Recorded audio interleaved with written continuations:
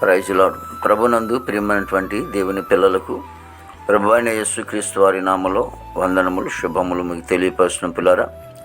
మరి గడిచిన దినమంతా కూడా తన కృపావాత్సల్యంలో భద్రపరుచుకుని క్షేమమును, ఆరోగ్యమును, ఆయుస్సును అనుగ్రహించి మరి నూతన దినాన్ని ప్రభు మనకు అనుగ్రహించారండి. ఈ 2025 సంవత్సరము 4వ నెల 26వ దినాన్ని ప్రభు మనకు అనుగ్రహించి మరి ఈరోజు దేవుని వాక్యము యథార్థమైనటువంటి మనసుతో వారు నిన్ను ప్రేమించుచున్నారు. పరమగీతాల గ్రంథము 1వ అధ్యాయము 4వ వచనమండి. దేవాది దేవుడు మహోన్నత దేవుని స్థలంలో వాక్యము నమ్మదగినది, పూర్ణాంగీకరమునకు యోగ్యమైనది. దేవాది దేవుడు మహోన్నతుడు మనల్ని ఆయన ఎంతగానో ప్రేమిస్తున్నటువంటి గొప్ప తండ్రి. ఆయన ప్రేమకు వర్ణించలేము, ఆయన ప్రేమకు మితి లేదు. కాబట్టి ఆయన మనల్ని ఎంతగానో ప్రేమిస్తున్నాడు. ఆయన అనగా యేసుక్రీస్తు ప్రభువారు మనల్ని ప్రేమించడానికి మనలో ఎంత యోగ్యత లేనప్పటికీ మరి దీనిలోటువంటి మనలను ఆయన ప్రేమిస్తూ ఉంటున్నాడు.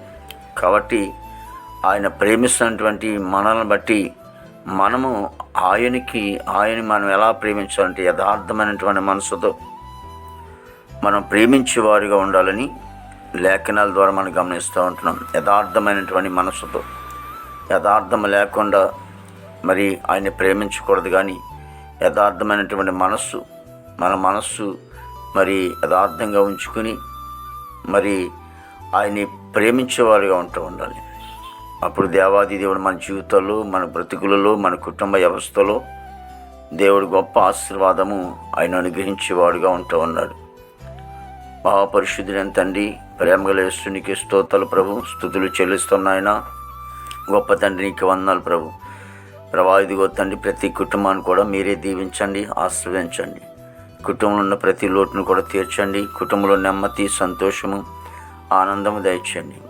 యేసునికి స్తోత్రాలు ప్రభు. మా భారతదేశాన్ని మీరు ఆశ్రయించండి, దీవించండి నాయన. ఇదిగో అధికారులకు, రాజులకు మంచి ఆనంద నింపండి.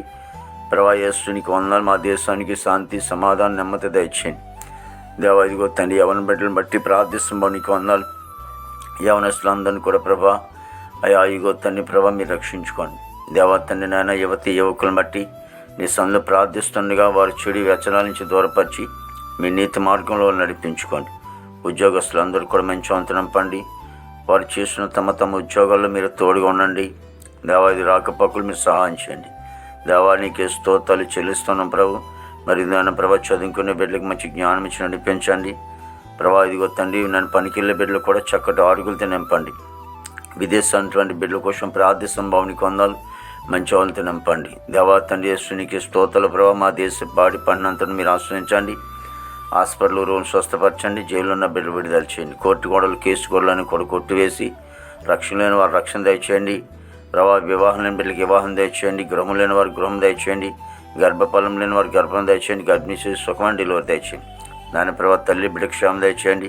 ప్రతి సేవకులు, సేవకురాండులు, వారి బిడ్డలు, సంఘము, పరిచర్య అంతని కూడా మీరు ఆశ్రయించవలసిందని ఈ దినమంతని విశేషమైన కృపతో నింపి నీ నామానికి మాత్రం మహిమ తెచ్చుకోండి. యేసుక్రీస్తు వారి నామములో ఇచ్చున్నాం తండ్రి.